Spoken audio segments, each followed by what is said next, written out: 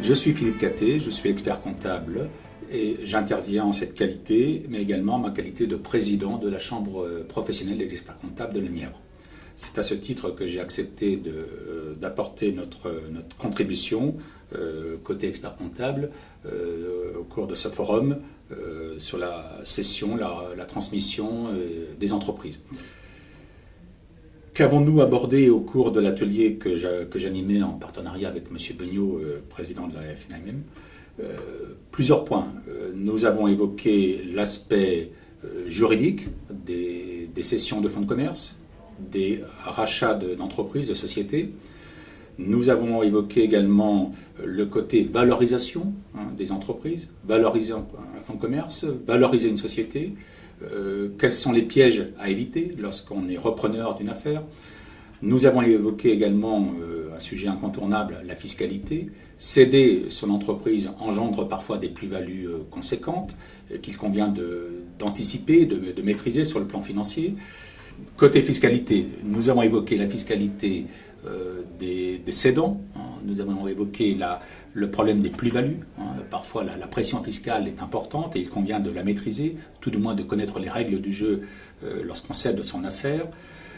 Côté acquéreur, nous avons évoqué la fiscalité, le coût fiscal d'une acquisition, soit d'un fonds de commerce, soit d'une entreprise. Ce sont des enjeux parfois financiers importants qu'il convient d'intégrer. Et puis, je conclurai un quatrième volet qui a été abordé, qui n'était peut-être pas à l'ordre du jour, c'est la psychologie que peut jouer donc, le poids de la psychologie dans une transaction, dans la reprise d'une affaire. Un cédant doit agréer un acquéreur. S'il n'y a pas une affection, un certain lien qui se crée entre cédant et repreneur, l'affaire peut ne pas se faire. Il n'y a pas que l'argent qui fait la loi du marché.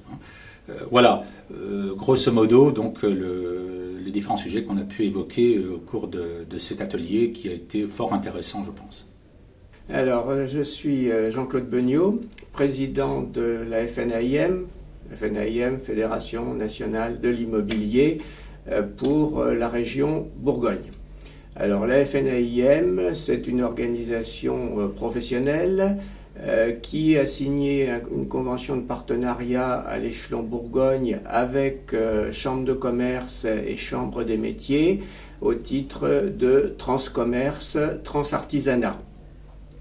Le but de ce partenariat, c'est de mettre en commun toutes nos idées, notre savoir pour faire au mieux les transmissions d'entreprises. Donc la FNAIM, effectivement, c'est un certain nombre de métiers, c'est les vendeurs d'appartements, vendeurs de maisons, expertise, administration de biens, etc. Mais c'est aussi cession de fonds de commerce, expertise en matière de fonds de commerce, de locaux commerciaux, etc. C'est pour ça qu'on est relativement présent sur ce secteur avec des gens qui sont spécialisés sur cette activité. Bonjour, je m'appelle James Grenard, je suis depuis 30 ans à la Charité, le gérant de l'hôtel-restaurant Le Grand Monarque que j'ai acquis en 1981.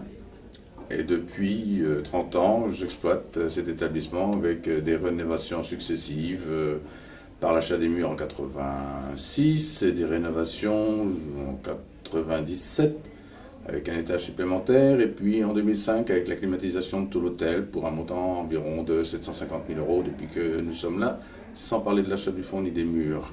Donc je cherche à céder mon entreprise à quelqu'un de volontaire, dynamique, ayant une parfaite connaissance culinaire et de la gestion. Et il n'y a pas de raison que je ne trouve pas cette personne pour pouvoir continuer à gérer mon établissement. Bonjour, nous sommes Chantal et Dominique Serre de la Charité-sur-Loire. Nous sommes presque à la retraite.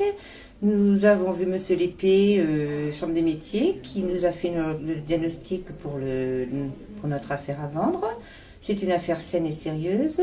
Une charcuterie qui est bien située dans le centre-ville de la Charité-sur-Loire. Nous avons beaucoup de passages, également beaucoup de Parisiens avec leur maison secondaire. Bon, je suis Monsieur Astruc, Cône-sur-Loire, voire brasserie Française des Jeux, ex-PMU que je n'ai pu, car je l'ai voulu. Je ne pouvais plus m'en occuper pendant les heures de midi. Je suis venu donc ici à la Chambre des métiers pour poser des questions en espérant d'avoir une réponse. Donc je suis venu pour voir vis-à-vis de mon repreneur comment que ça allait se passer pour le licenciement vis-à-vis du changement d'activité. Qui paierait, qui doit licencier, si c'est moi, si c'est eux, et puis bien sûr, et combien le coût total ferait. Bonjour, Eric Goyard, je représente mon épouse qui est gérante d'un commerce sur Nevers. Donc c'est un commerce de décoration d'intérieur de charme, année style 1920. Nous travaillons avec des fournisseurs exclusifs tels Comptoir de Famille, Mathilde M, Scholz et beaucoup d'autres, Amadeus, mais moins d'exclusivité, mais par contre des produits sélectionnés, donc uniques en dépositaire sur Nevers.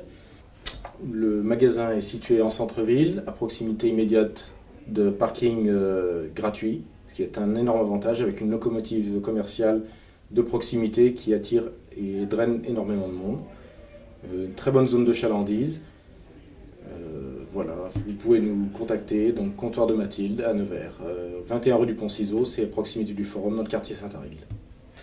Eh bien écoutez, je suis installé à Nevers depuis 1974 et donc nous avons une activité dans l'électronique, l'image, le son et principalement de faire également dans l'électronique en général, création de systèmes évolués, industriels et pour particuliers. Nous faisons la création, nous faisons la vente, l'entretien et ainsi que le dépannage. J'ai installé donc en centre-ville et j'ai eu jusqu'à 5 employés. Et maintenant, donc, mon entreprise, je souhaite prendre ma retraite. Et donc, mon entreprise est maintenant donc à céder et je cherche un repreneur. Je suis venu donc ici pensant rencontrer et j'attends donc de ce forum de pouvoir rencontrer mes futurs clients qui reprendraient mon activité.